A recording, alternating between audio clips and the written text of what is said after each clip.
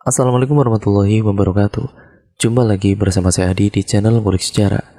Pada video kali ini saya akan kembali lagi membacakan suatu kisah misteri yang kali ini berjudul Kelahiran Anak Pertama, yang kali ini ditulis oleh Mbak Desi Prayogo 1 atau tim emak. Nah, bagaimana ceritanya? Kalian penasaran kan? Ya, kita langsung saja menuju ke ceritanya. Perhatikan baik-baik karena ceritanya akan segera saya mulai.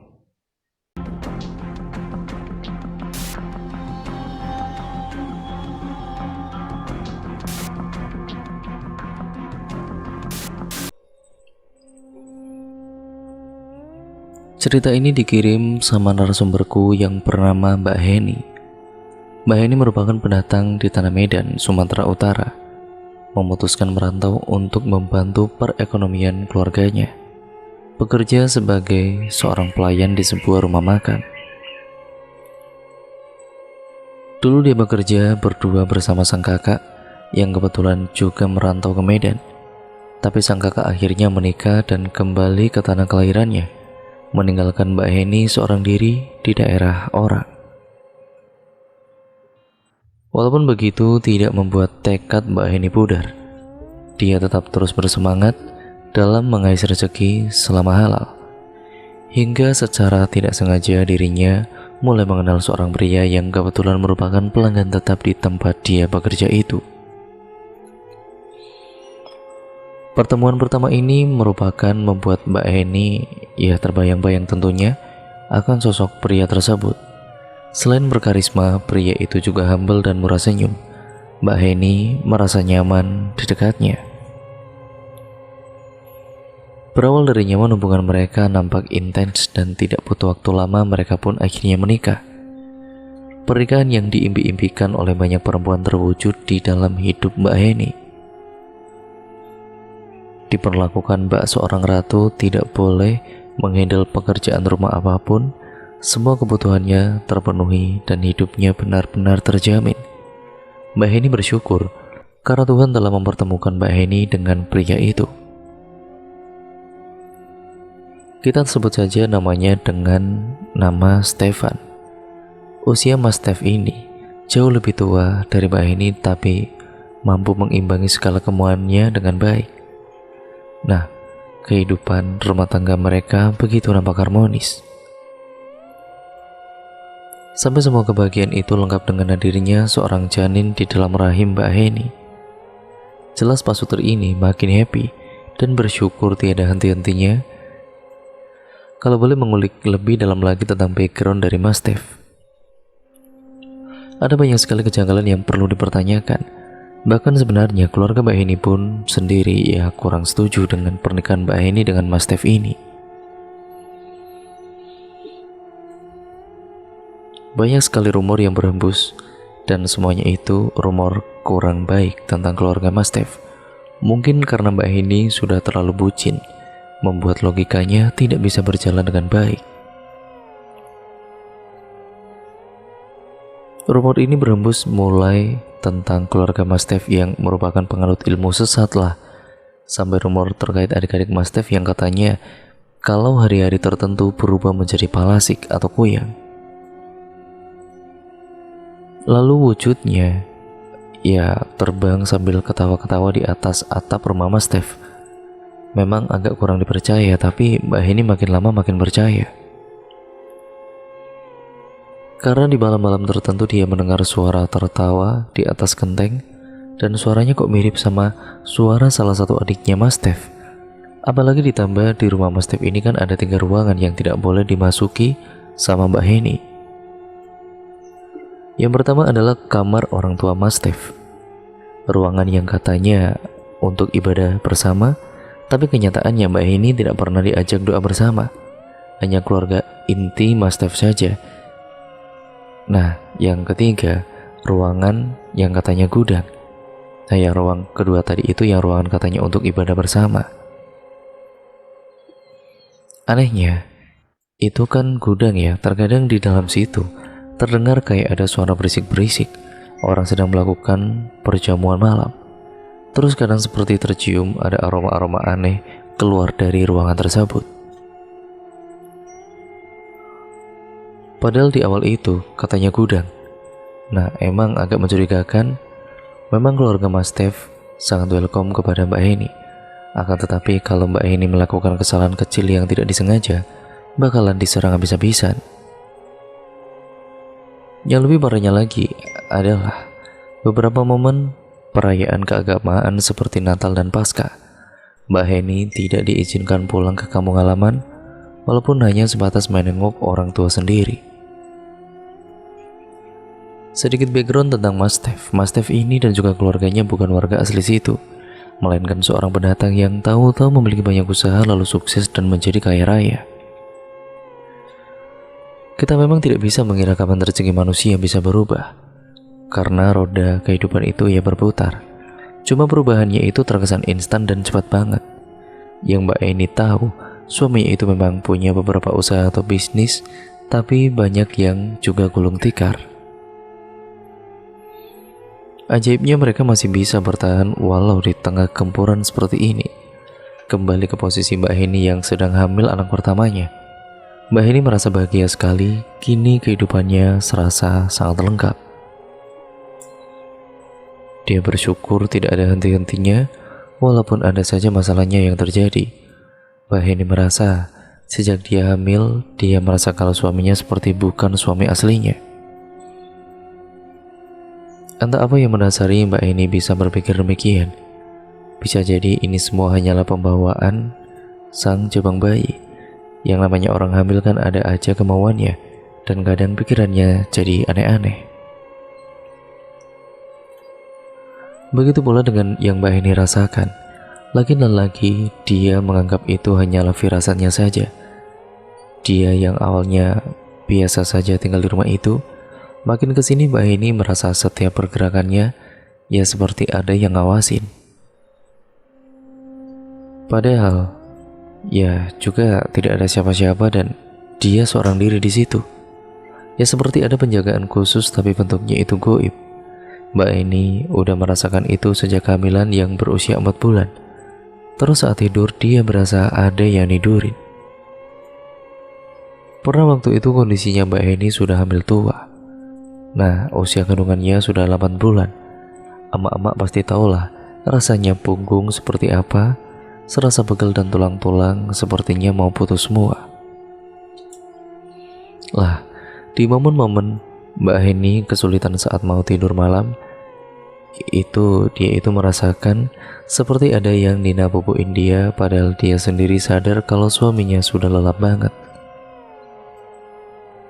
Dan dia pada kali itu ya bodo amat. Yang penting dia bisa istirahat. Cuma semakin lama kan pasti Mbak Heni merasa kepikiran. Dia pernah cerita kepada suaminya, Mas Stef malah menganggap Mbak Heni ini benar-benar halu. Jadi sejak dianggap halu sama sang suami, Mbak Heni putuskan untuk memendam rasa penasarannya seorang diri. Dan singkat ceritanya, tibalah di hari kelahiran anak pertamanya Mbak Heni, rasanya benar-benar campur aduk. Antara menikmati momen-momen kontraksi asli bukan palsu, ditambah gangguan-gangguan dari sosok-sosok tidak kasat mata yang makin membuat dia overthinking. Lagi dan lagi suaminya itu menganggap dirinya itu halu. Berhubung dia udah nggak bisa menahan rasa penasarannya, akhirnya Mbak Eni pun memberanikan diri bertanya kepada sang suami. Sayang, tadi kamu lihat ada bayangan hitam besar nggak? Aku tadi lihat yang ngelintas di situ tuh, yang sambil ditunjuk oleh Mbak Heni. Padahal itu Mbak Heni ya sedang masa-masa kontraksi. Di situ suami Mbak Heni hanya mengelak dengan berkata dia tidak melihat apapun selain mereka berdua. Karena kebetulan di ruangan itu memang hanya ada mereka berdua saja. Bukan hanya itu, sebagai seorang ibu kalian pasti memiliki ikatan batin tersendiri dengan anak kalian. Begitu pula dengan Mbak Heni. Di saat kontraksi pembukaannya sudah masuk yang ke-7, tiba-tiba Mbak Heni merasakan hawa yang kurang bersahabat. Dia seperti merasakan duka kehilangan yang sangat amat mendalam. Dia seperti memiliki firasat akan kehilangan seseorang. Cuma dia bingung siapa. Kebetulan waktu itu mertuanya datang untuk menjaga dirinya, sedangkan suaminya pamit pergi ke kafetaria untuk membeli kopi. Mbak ini pun yang masih penasaran bertanya kepada mertuanya. Jawabannya masih sama. Mungkin itu hanya firasatmu saja, Hen, ujar mertuanya. Mendengar itu, Mbak ini tidak bisa menyela kembali.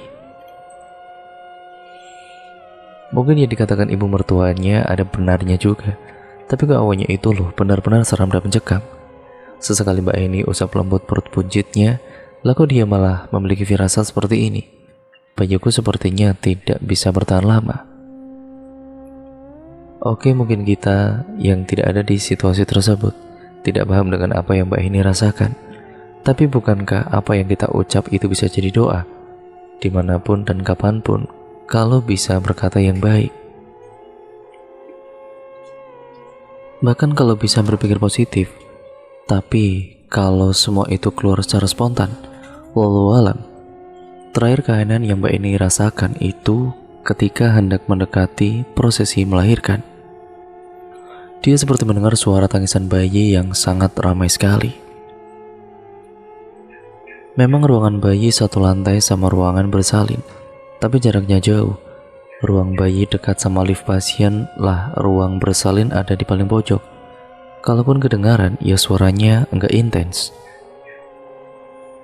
Sedangkan ini serasa seperti berasal dari ruangan sebelah. Masalahnya sebelah itu juga ruangan bersalin, tapi sudah hampir 10 tahun tidak digunakan dan juga mangkrak. Ada benar ada yang melahirkan di situ. Memangnya melahirkan berapa bayi? Soalnya suara bayinya kayak lebih dari 10 jumlahnya. Aneh gak sih? Aneh sekali kan? Gak berselang lama suaminya datang ke kafetaria. Mbak Hini ini bertanya kepada suaminya, "Sayang, di ruang bayi apa bayi-bayinya lagi nangis semua ya?" Mendengar itu suaminya bingung dan menjawab, "Enggak yang, malah hening kok." Karena suaminya saat melewati ruangan bayi dalam kondisi hening, tidak ada bayi yang menangis. Ya, suaminya berkata apa adanya. Lagi-lagi dia dibilang halu. Gak berselang lama, pembukaannya sudah jangkep. Semua orang membantu Mbak ini melahirkan anak pertamanya yang penuh dengan haru biru. Jelas sebagai ibu muda, perasaan Mbak ini campur-campur. Setelah sekian lama menunggu dan berusaha, kelahiran anak pertama Mbak ini berjalan dengan lancar dalam prosesi kelahiran normal. Lahirlah seorang bayi laki-laki dengan bobot 3,3 kilo dan panjang 47 cm. Parasnya tampan dan sehat bugar. Jelas-jelas dokter mengatakan anak laki-laki Mbak ini lahir ke dunia dalam keadaan sehat dan tanpa kurang satu apapun. Mbak ini menangis bahagia tidak ada henti-hentinya. Langsung Mbak ini berikan ASI pertama untuk sang anak. Mbak ini pandangi wajah sang anak, dia peluk tubuh anaknya itu. Sampai si dokter ini berkata, "Anaknya ditaruh ke box lagi ya Bu, biar saya bersihkan terlebih dahulu." Akhirnya bayi mungil itu berpindah tangan dan Mbak Heni pun harus dijahit sedikit di jalan lahirnya si bayi itu, karena ada sedikit luka robek. Tapi Allah berkata lain. Belum sampai 20 menit setelah dia memberikan ASI kepada sang anak, bahkan Mbak Heni belum selesai dijahit, tahu-tahu anaknya mengalami kejang-kejang. Semua dokter dan perawat mengarahkan tenaga yang terbaik. Tapi sayangnya Allah berkata lain. Anak Mbak Heni meninggal dunia. Mbak Heni tidak menyangka kalau Tuhan mengambil anaknya secepat itu. Di saat dia belum puas merasakan kebahagiaan atas kelahiran putra pertamanya, tapi Allah berkata lain, hancur lebur Mbak Heni di situ. Tadi suara tangis bayinya yang memecahkan ruangan bersalin malam itu. Kini suara tangisan Mbak Heni yang memecahkan keheningan malam itu. Suaminya berusaha menenangkannya, tapi ya tidak ada satupun yang terlihat sedih dan menangis. Seolah kehancuran itu semua hanya dirasakan sama Mbak Heni seorang. Mereka yaitu keluarga suaminya ya biasa doang, kayak tidak ada apa-apa. Dari situ kecurigaan Mbak Heni semakin kuat, karena tidak diperbolehkan untuk melihat anaknya, ya untuk menyentuh anaknya dan mengurus prosesi pemakaman sang anak. Jadi Mbak Heni tidak mengetahui secara langsung bagaimana prosesi pemakaman anak pertamanya. Hanya diberikan ataupun diberitahu kalau anaknya sudah dimakamkan. Biasanya kalau orang Batak itu kan ada prosesi menangis terseduh-seduh sebelum akhirnya jenazah dibawa ke pemakaman. Tujuannya untuk meluapkan emosi rasa kehilangan yang sangat mendalam. Tapi keluarga suaminya malah tertawa-tawa dan bernyanyi dangdut. Ya entahlah, toh suaminya juga bukan asli Medan dan hanya pendatang. Mungkin memiliki adat yang berbeda. Kita pun ya tidak paham. Hanya saja kok seperti tidak memiliki empati sama sekali. Sakit Mbak Heni mengetahui semua itu. Satu-satunya yang menangis hanya Mbak Heni dan tetangga sekitar. Mbak Heni yang masih dalam kondisi trauma kehilangan anak pertamanya masih harus dihadapkan dengan rumor yang kurang mengenakan. Di mana rumor itu mengatakan kemungkinan anak Mbak Heni dijadikan tumbal oleh keluarga suaminya sendiri. Seperti yang sudah aku katakan, status kekayaan sang suami itu masih dipertanyakan oleh banyak orang. Tapi di sini kita tidak ada maksud menyudutkan pihak manapun. Ada satu rumor yang berkata kalau sebenarnya suami Mbak Heni bukanlah bujang, melainkan seorang duda yang pernah menikah 5 kali. Akan tetapi, anak pertamanya selalu meninggal dunia dan tahu-tahu pernikahan mereka kandas begitu saja. Artinya selama ini Mbak Heni telah ditipu dan ya sakit gak sih menurut kalian? Terkait hal ini, Mbak Heni sudah konfirmasi kepada suaminya dan beliau mengaku bahwa itu benar adanya. Tapi untuk masalah tumbal, Mbak Heni takut. Untuk menyembuhkan rasa traumanya, Mbak Heni harus pergi ke dokter berkali-kali. Karena menurut dia anaknya meninggal karena kesalahannya, gara-gara anaknya habis dia beri ASI dan sampai Mbak Heni berpikir kalau ASInya ada racunnya. Lalu dia berpendapat bahwa anaknya meninggal gara-gara dia. Terus menerus Mbak Heni menyalahkan dirinya sendiri pada kala itu. Pada kenyataannya setelah ASI Mbak Heni diambil sampel dan dicek ke laborat, hasil mengatakan kalau ASI Mbak Heni tidak ada masalah apapun. Sulit bagi Mbak Heni menghadapi kenyataan demi kenyataan yang ada di depan matanya.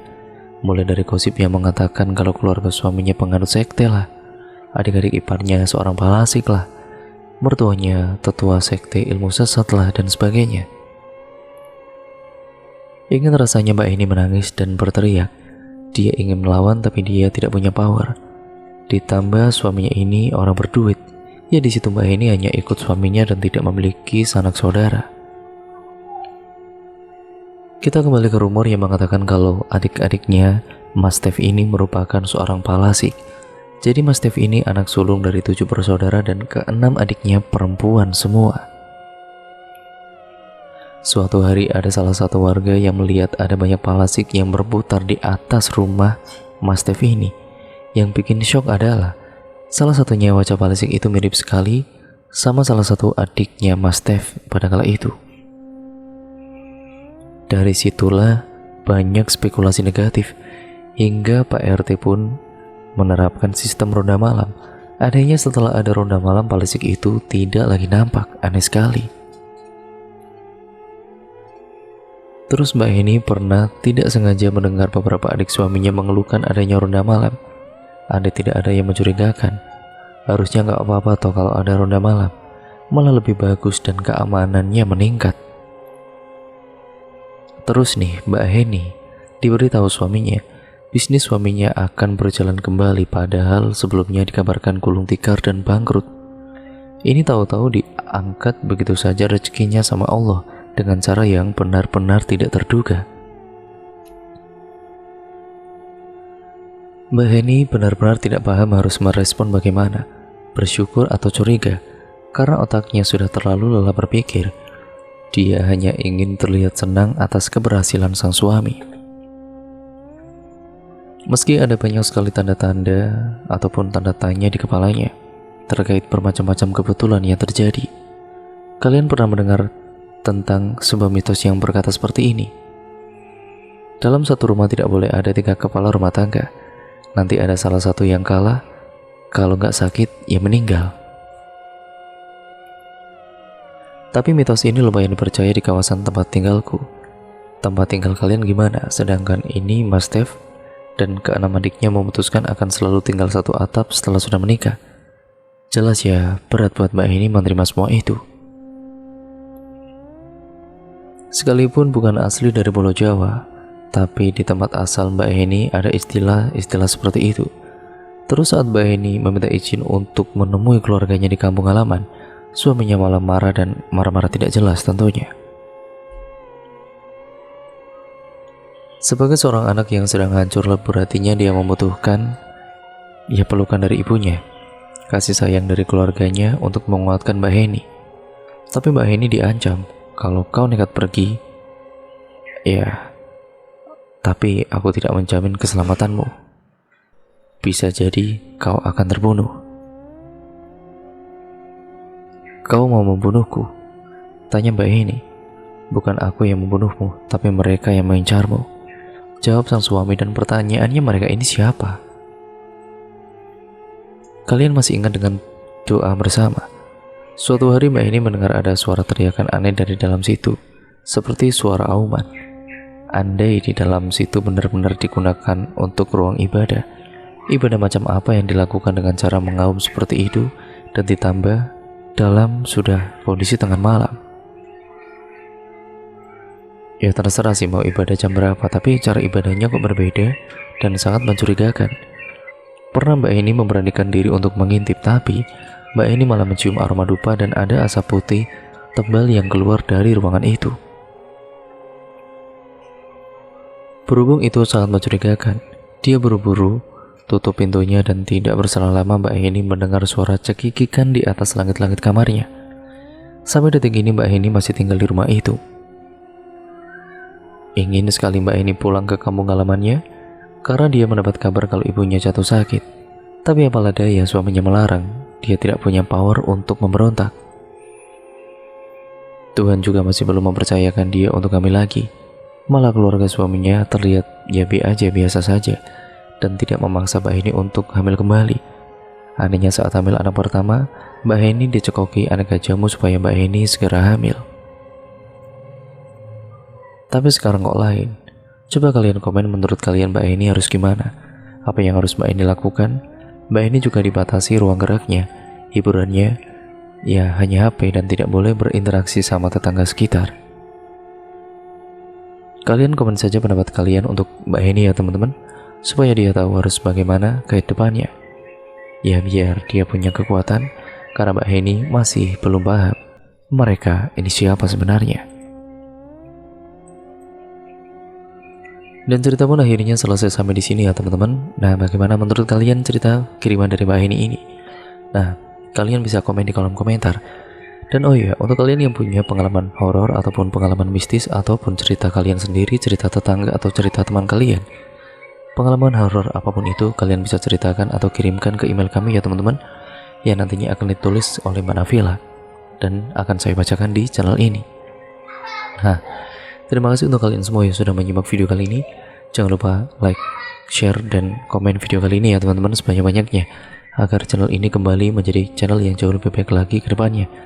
Dan jangan lupa untuk kalian klik tombol subscribe untuk kalian yang belum subscribe, serta klik tombol lonceng notifikasinya agar kalian tidak ketinggalan video terbaru selanjutnya dari channel ini. Sekian, terima kasih, kurang lebihnya mohon maaf. Wassalamualaikum warahmatullahi wabarakatuh.